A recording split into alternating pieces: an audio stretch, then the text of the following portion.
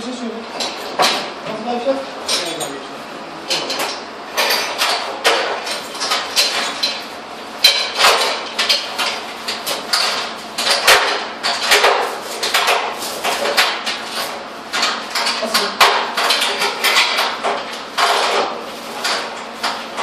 Dedim bunlar bir şey yok.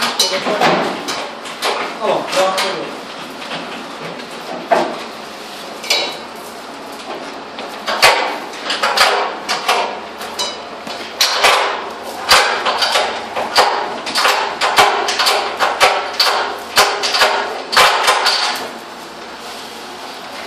Tamam, böyle kalk.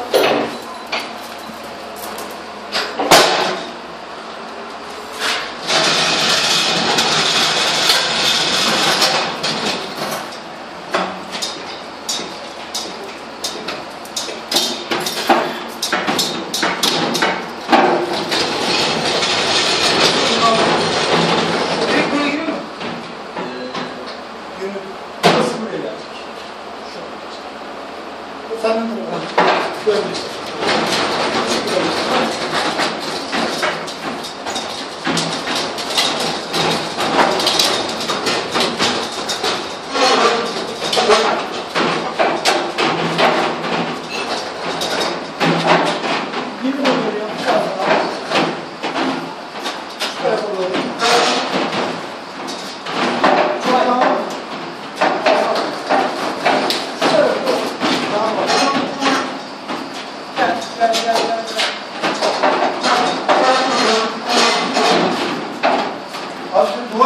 Ömer iyi. Tamam, böyle kalsın. İyidir.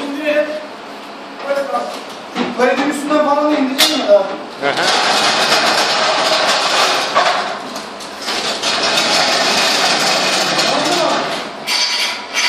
Tamam.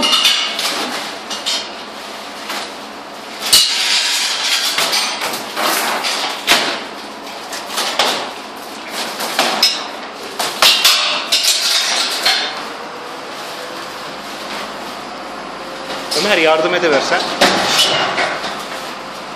Gerek yok herhalde.